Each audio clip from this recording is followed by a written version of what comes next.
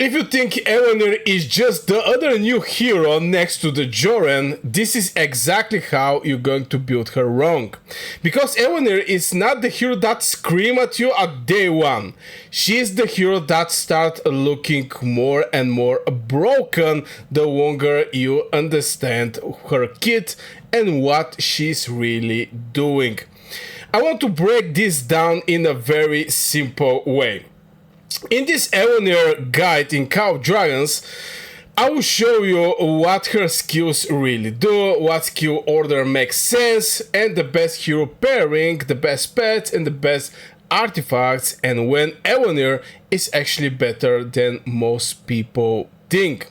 And believe it or not, this hero is absolutely wild. I actually receive a lot of reports, by the way, from her performance, how she's, as you can see even from this report, it's like 350k deaths and the enemy receive 1.3. We're going to talk about the garrison, the pairings, and basically everything you need to know. Also the pairing with Joren, we're also going to talk about this and much more. Also, I'm going to share with you the tower tree that I believe is going to fit the best for Ellanir at the end of the day. So yeah, let me get to the Ellanir. I didn't actually get lucky about getting her from the Wheel of Destiny. So if you're unlucky like me, hit one like, and if you're lucky, hit the like again. Anyway, so let's start with the big truth. Ellanir is not simple burst hero. Ellanir is a pressure hero. She is a steady damage hero. She's a tanky infantry hero. And she is a hero that becomes way stronger when the fight keep going instead of ending fast. And this is something that I think the majority of the players in Call of Dragons actually look wrong in the wrong way. Is that hero, one hero, when you put the hero, this hero should do crazy amount of damage for like first maybe 15-20 seconds and etc. Something what the Joren is actually very solid one, but at the end of the day, this is not what Ellanir is doing. Ellanir scale up, and I can predict, let's say this word predict, that the rally, okay, the rally meta may not actually change that much, but the garrison meta is going to change, especially with Ellanir. And you know the garrison fights, how strong, how fast they are. They're very slow fights. So this is maybe one of the best places when Ellanir is just going to shine. But anyway, this is what we're going to start with. And this is where the things change. A lot of players look at Ellanir and ask, when is the big damage? Yeah, by looking at her skill, you will start wondering, okay, where is the big damage? But we actually witnessed this thing many times in Call of Dragons with Goresh, and we witnessed the same thing with Kuma. Goresh counter-attack is the main damage. Also, he's having a skill that is doing AoE damage. But Kuma, right now, the best hero in Call of Dragons, have 0 damage though. He just control the HP. So yeah, just by from first look, the hero may not doing crazy amount of damage. And here is the thing. I mean, let's be honest. Infantry is the troop with the lowest attack in Call of Dragons. Look at this thing, 254. This is the lowest attack. So you cannot expect from tank units to actually do some crazy amount of damage. But you can actually expect that with the specific heroes. So where is the big damage? This is the wrong question. The real question is how many free stats, extra hits, and scaling effects is she stacking when the enemy is still trying to trade with her? Because at the beginning she may actually look average when you start, you start the fighting, but with the time she is going to scale up. Now let's do the skill section first, but small and clean way, just like everybody want to have it. Now here is the skill priority ranking about the Ellanir. Now the first skill is going to be this one. This is the core skill. It's going to be Thwarting Swords. Her first skill is basically a core for the hero.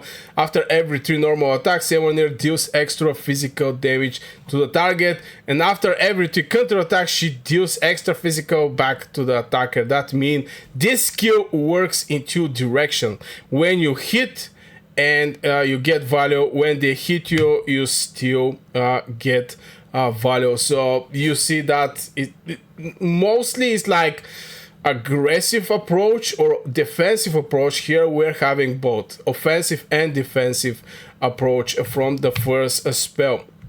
Now the next skill in the priority, the next skill by the priority is going to be the third one, and this is going to be the final beckoning. Now some people may surprise it because Breezy Walls, for example, is looking interesting skill, but yeah, let's talk about the third spell, and it's going to be like 5-1 5-1. This is going to be the minimum value or the best approach for this hero.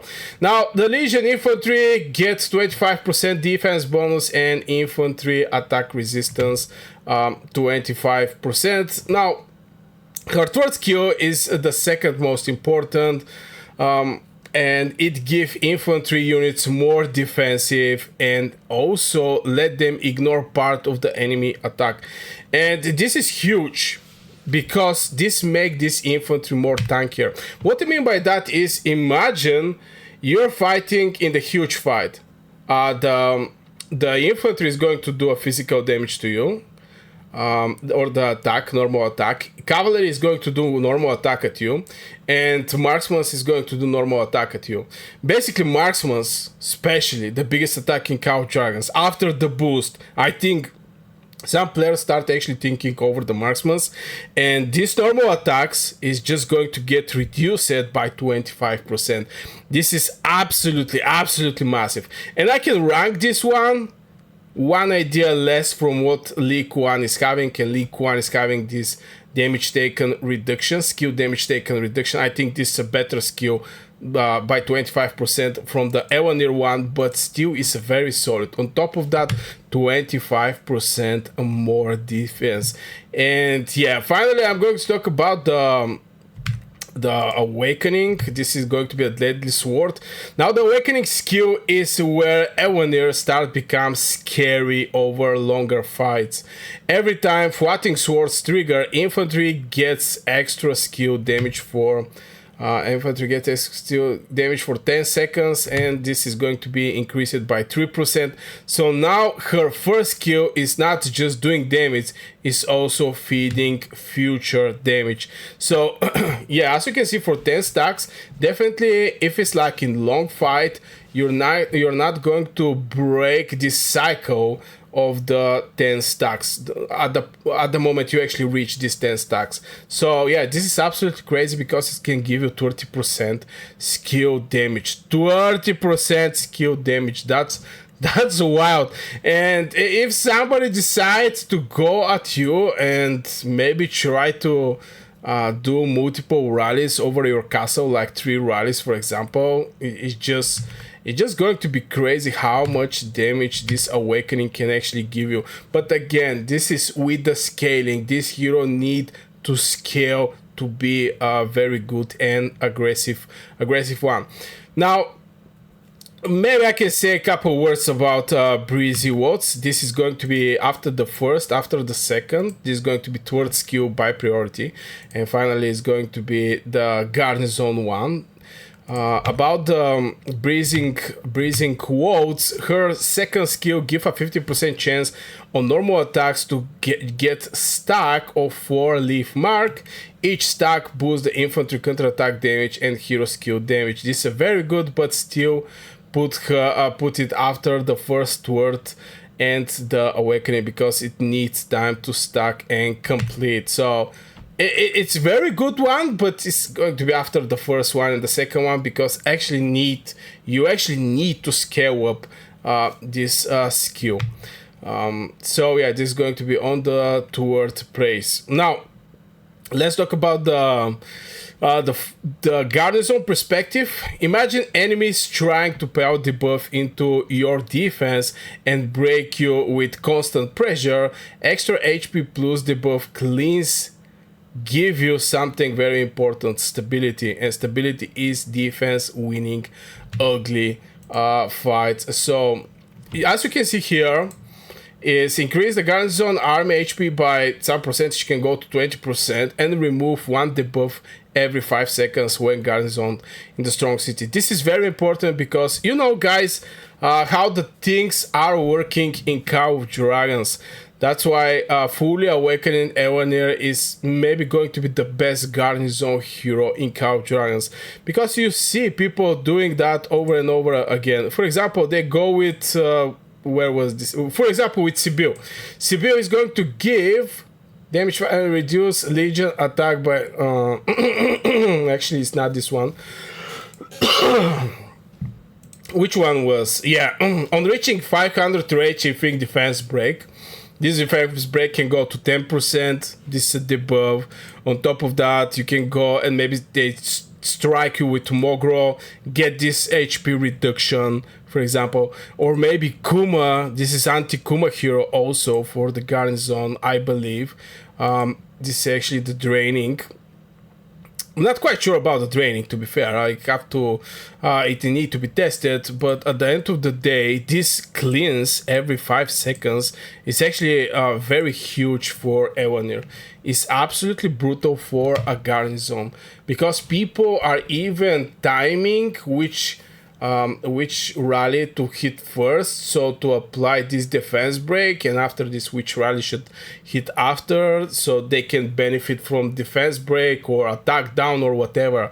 Ellanir is going to help you by a lot, and I believe we're going to see a huge shift from Mogro Kuma, for example, Ellanir with Kuma. This is my belief. So I'm going to give you a quick summary, skill summary order. So the fast version is going to be first skill, because it's actually the engine. This is Floating Sword.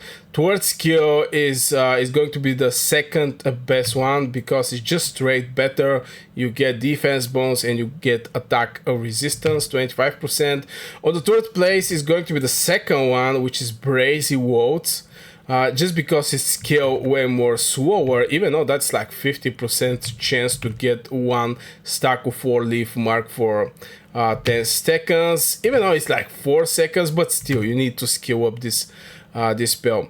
And it's going to be the fourth spell, and finally it's going to be the Awakening. I believe this is the Awakening that deserve your attention. I mean, there is a heroes that the Awakening mattered so much, and I can give you an example about the Awakening that mattered so much. Is actually Lilia.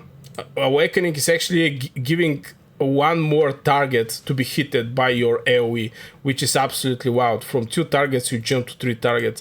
So some Awakening is crazy good, and this is one of the crazy good Awakening. Now let's talk about the best pairing, and I'm going to start with the Joren. Now let's talk about the pairing. My number one pairing for Ellanir is going to be Joren. This pairing is basically the most natural one in the whole list of infantry that we're having right now in Call of Dragons. Joren brings parry, extra counter attack value, HP, and a frontline fight style that loves being hit. Ellanir loves one contact, counter attack flow, and scaling damage. These two heroes fit the best way. So you have one that want to get hitted, and you have one that want to stay longer on the battlefield. So you get sustain from one of the heroes, and you get damage for from the second heroes. Now, why Joren plus Ellanir actually work that well? Well, Joren helps create exactly the kind of fights Ellanir wants. A close range infantry brawl where the enemy keeps feeding your march with attacks. Joren parry side lower incoming normal attack value when Ellanir keeps turning repeat contact into extra pressure. So you see, Joren's parry side just lower the value from the normal attacks is 0. For the people who don't know, the parry is actually you're receiving 0 damage, but in the same time it's not affecting the counter attack. So less damage and still the same amount, if not more damage, if you pair Ellanir with Joren. This is a very nasty open field combo. Joren with Ellanir. Now the next best pairing is going to be with Kuma. My second favorite pairing. This one feels different, especially I think the majority of the people are familiar with the Kuma. He's not something like a new hero in Call of Dragons. It's actually Generation 4. It's still one of the new infantry, but I have seen so much Kumas on the battlefield that I believe every person is having Kuma. Now, Ellanir and Kuma is actually feels a little different. Joren is cleaner and more direct, till Kuma is more brutal. Kuma brings drain, healing, more infantry stats, and huge value in thick fights where many legions are around. Ellanir gives the steady damage and tanky pressure that keeps the whole machine live longer.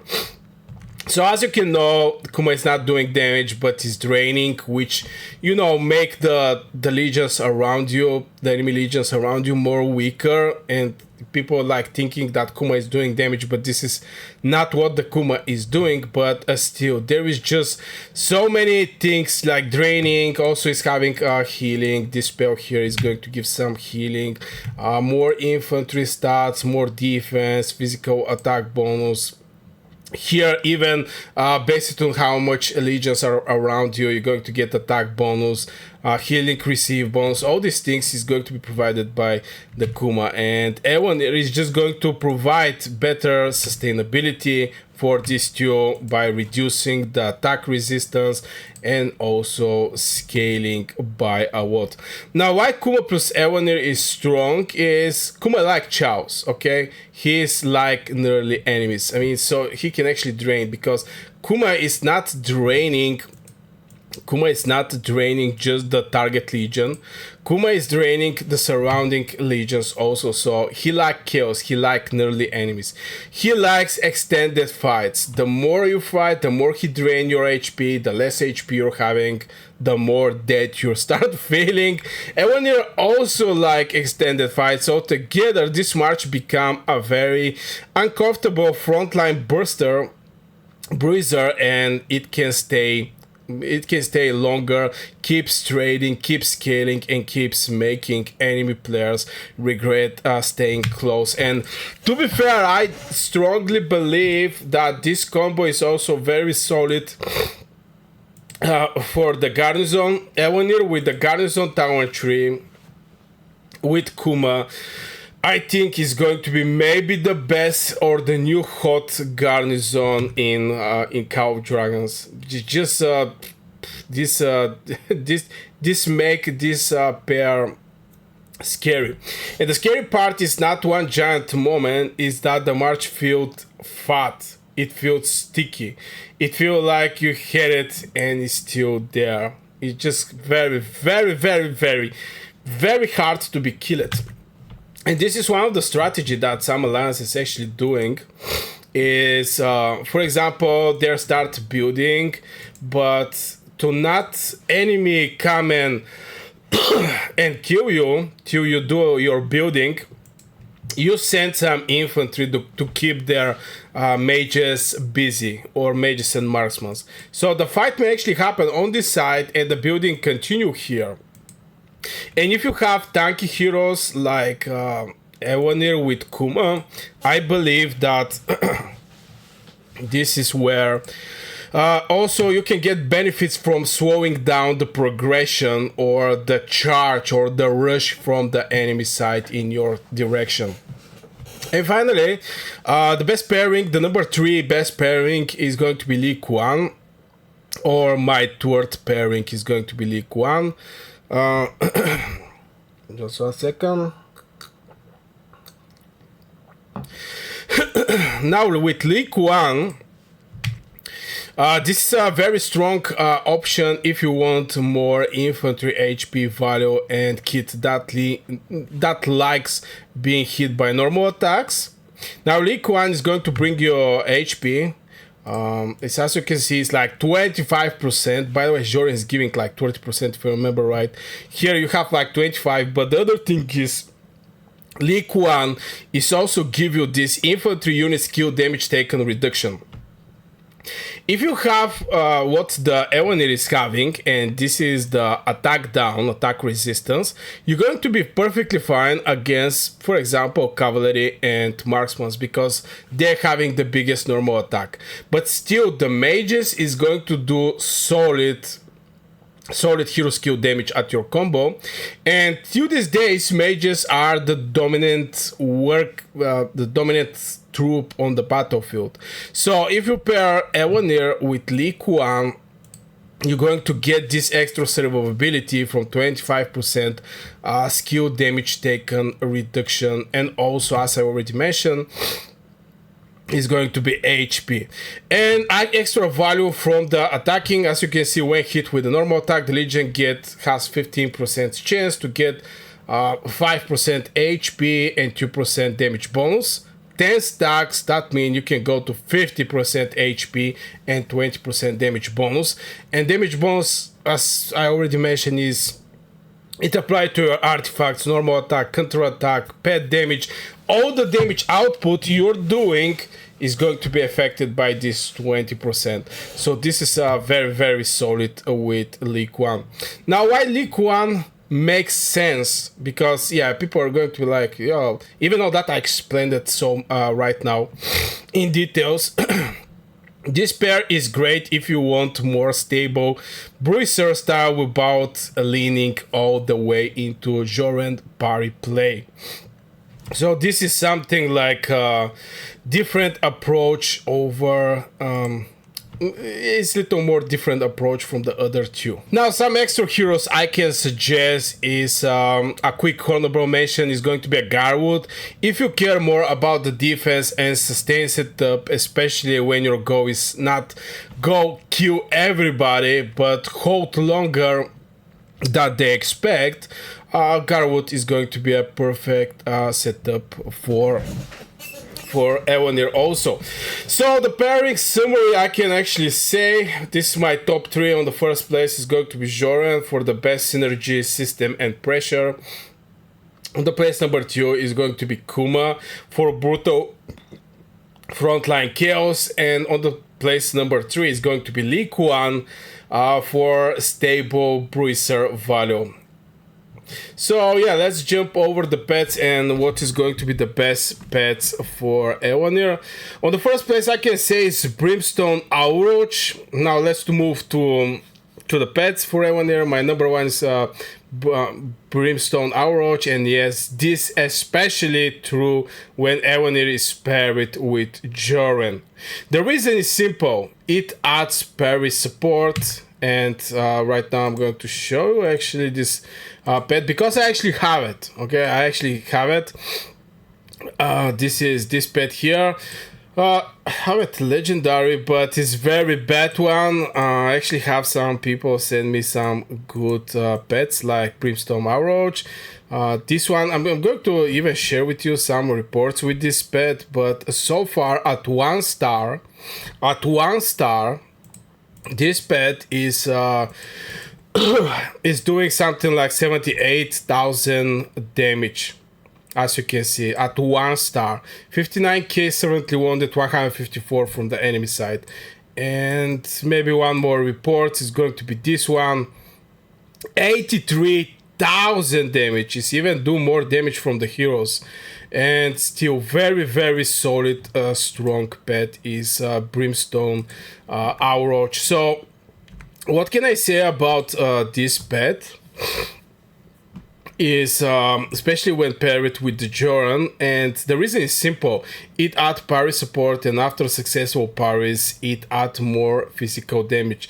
That's exactly the kind of things Joren Ellanir March wants. So as you can see here, you get the Legion parry chance is increased by 5% and its max parries per second is increased by 1. This is in great support for the main mechanic of the Joren, and after successful parry deals extra damage to the target and determined by strength and blah blah blah. As you can see, we also have intense blow off on this pet, which has 75% chance to deal physical damage to the enemy legion hit by blow wolf, and deals physical damage to target legion for the next. Yeah, as you can see, this pet is not bad. It's a very solid one. Why Brimstone is number 1? Well, this pet does not just swap random damage on top. It supports the fight pattern. And you have to understand this, that there is just fighting pattern around the parry with the Joren, and this pet is supporting that. More parry chance, more parry ceiling, more value after parry. That means when your march is doing what it already wants to do, the pet is rewarding the same plan instead of pulling you into another direction. Like, for example, we're going to go over the other pets, but this is the top pet for Ellanir, especially if you pair her with a Joren. It just this crazy synergy right there. Is this pair, but is the best pair from point of pets. Now let's talk about the second pet, and the second pet is Mossrock Aurochs. Well, I personally don't have Mossrock Aurochs, but what this pet is doing, why my second pet is Mossrock Aurochs. Well, this pet is very good for more tanky infantry style because it gives HP and return damage when enemy legion is hitting you. This and what he's doing is getting like 10% infantry HP for 3 seconds. You're going to receive this 10% HP. On top of that, is doing physical damage twice. The first time is going to be damage factor like 28, and the second damage is going to be 48. So it's like 2 hits. And the most important thing that surprised me personally as a player in Call of Dragons is damage can be triggered up to 5 times per second. I already mentioned that in my Joren video, but for example, with the Venomous Lizard here, it can be triggered once every 1 second. But with Mossrock Aurochs, since it's also rage skill, so to trigger this spell you have to wait the rage skill. But still, the amount of triggers is just crazy amount, and the range is melee. I want to point out this thing. Now, again, we're not focusing a new plan, we're reinforcing the same plan. Stand, trade, punish. Why Mossrock Aurochs is a strong one? If your Ellanir setup is more frontline bruiser, especially with Kuma or Lei Kuan, Mossrock become very attractive. More HP value is always welcomed to the infantry. And believe it or not, infantry is just having their biggest stats is HP. So they're going to get bigger number if you stack up the HP. If you get more HP, you're going to boost the most strong stats of this troop. That's why I strongly believe that everything that is giving HP is very welcomed in Call of Dragons. And finally, it's going to be Venomous Lizard. My third pick is Venomous Lizard. This is more universal pick, just because it's not because it's specialized like, for example, Brimstone, like with Ellanir and Joren, and it's more like infantry sharpet as Mossrock Aurochs, but still works because it punishes enemy from hitting you with the normal attacks. That is already the kind of attention Ellanir attacks. And the other thing is with Venomous Lizard is attack range is very far, as you can see. Some percentage chance to inflict poison for 3 seconds. The trigger chance is slow, it's like 1 time per second, but it's very far. This is going to do extra damage to the mages. To Mossrock Aurochs, melee range is melee. I mean, attack range is a melee. This Breeze Wolf is also attack range is going to be melee. So it's like Venom Lizard is more like multi legions, don't care, don't matter legions Punisher at the end of the day. This is what I think for the Venom Lizard. Now, why Venom Lizard makes to the list is like I like this pet because it's simple, annoying, and practical. If you march, keep getting clippets, ornament, or trigger. This pet keeps adding extra punishment without asking for a weird setup like is the first pet. Now, what pets should be also mentioned? If you're going full sustain ideas, maybe Sand Lizard can be interesting for healing support around your march.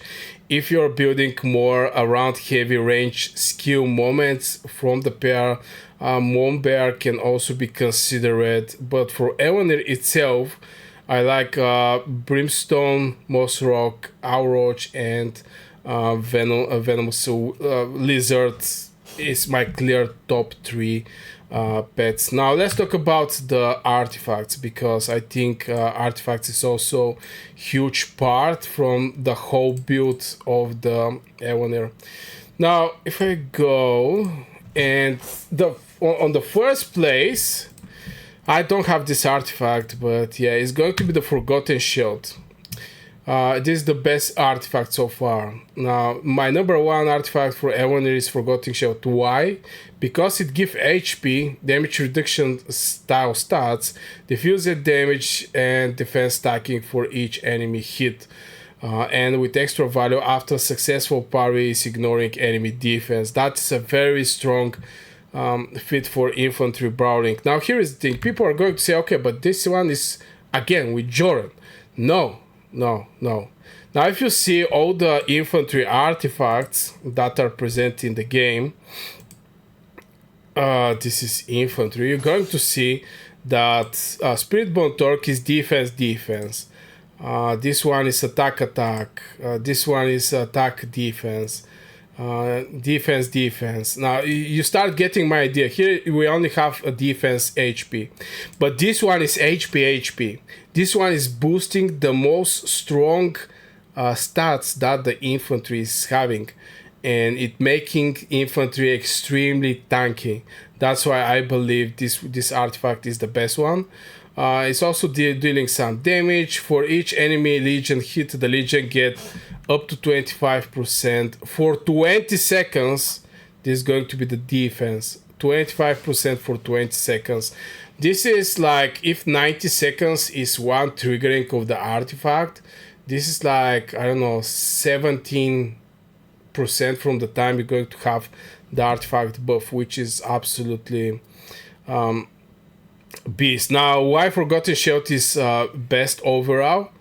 This artifact feels like it belongs to the same infantry, same family as what Ellanir wants to do. Stay in the fight, get hit, straight E to multiple enemies, become harder to deal with, and if you're pairing with Joren, the parry bonus part become even more attractive, and this is the additional effect. It's related to the parry, but only if you pair her with Joren. But still, even if you don't pair her with Joren, I want to point out this thing. You can go with Breast Off, this pet here, Blow Off. That is going to give you like parry chance 5%, which I don't know. I don't think. My point is, you can still get a value from this artifact even if you don't pair. Ellanir with Joren. But again, this is the best pairing right now in Call of Dragons. Now let's talk about on the second place. On the second place is one of my favorite artifacts, I'm not gonna lie, is Spiritbone Torc. If I actually find where is the spirit, yeah. This artifact here is the next best in SWAT. This artifact gives rage, taunt nearly enemies, and add shelter and determination, and even give infantry more counterattack damage. Now here's the thing.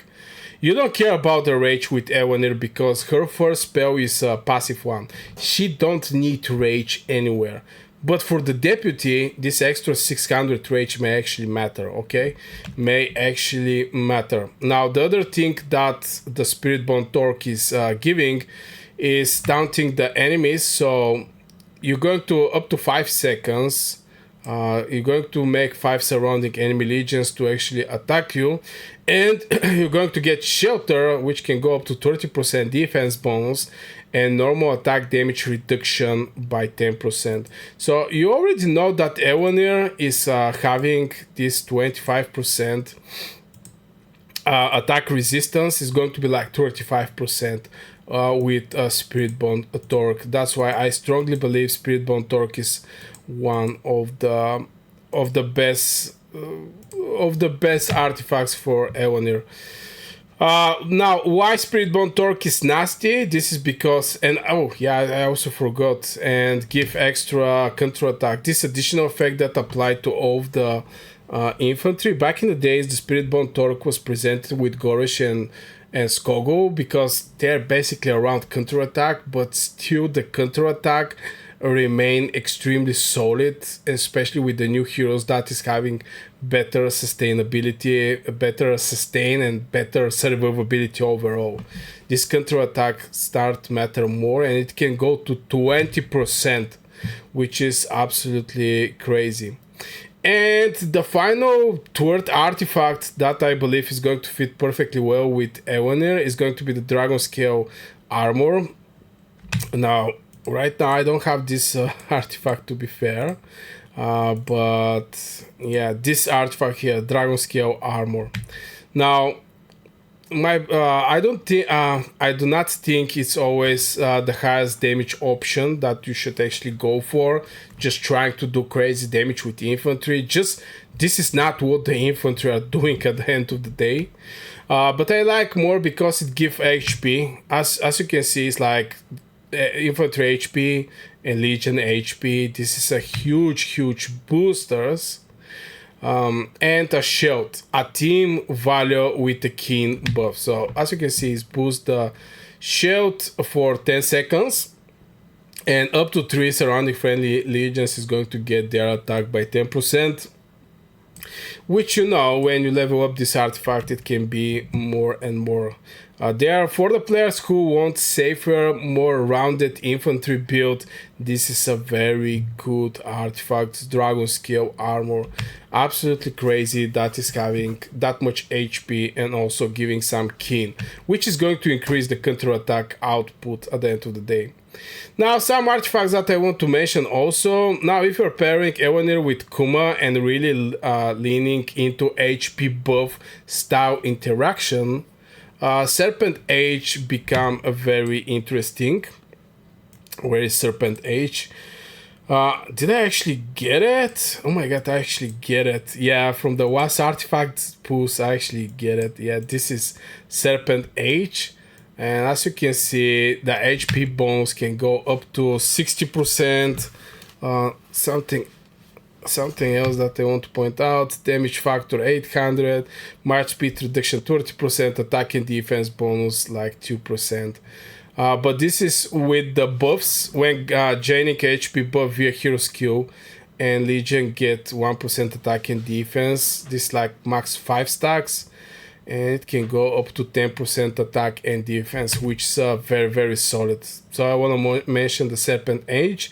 And if you're doing healing based defense ideas, Deathless Vines can become much more appealing. So artifact choice can be depending more of the pairing you're currently doing. This is this artifact where some additional effects, healing, artifact skill cooldown is reduced, and also immobilize. So yeah, the best build direction so far, let's say it like this, best aggressive and synergic setup is going to be Ellanir plus Joren with Brimstone Aurochs. Let me just go at the hero. Yeah, Ellanir plus Joren, Brimstone Aurochs, and Forgotten Shield. This is going to be the best aggressive and synergy setup. Best bruiser kill setup is going to be Ellanir plus Kuma plus Mossrock Aurochs plus Spiritbone Torc or Serpent Age. One of these two artifacts is going to work perfectly fine. And best stable tank tray setup is going to be Ellanir plus Lei Kuan with Mossrock Aurochs or Venomous Lizard and Dragonscale Armor. This is the other best direction. Now, what is the biggest mistake the players are doing? The biggest mistake with Ellanir is trying to judge her like a fast burst hero. If you do that, you will just underrate her. You think she's missing something, but Ellanir is not missing absolutely nothing. You're just reading her the wrong way. And this is something like how people approach the game. Different people are approaching the game the different way. Some people think that they can defeat Krakens. Some people that are free to play think that they may not defeat Krakens. Some people are more delusional from other, but yeah, this is it what I want to say. So this is my overview over Ellanir. If you have some further question, let me know in the comments below. If you go that far in this video, don't forget to hit one like. It helps a lot my channel and these deep researches of the heroes and basically provide you the best pairing, the best pets, the best artifacts. Everything is actually tested from multiple reports the people actually send me. This actually was too many. So many people send me some reports, give me some idea how they run it, and from there I actually built my opinion over the heroes. The heroes that I don't have. If I have it, I'm going to show you my reports, but right now I go deep asking people, to help me with that. So yeah, guys, here I'm going to put one other video that can be interesting for you. I wish you a great day and see you in the next video.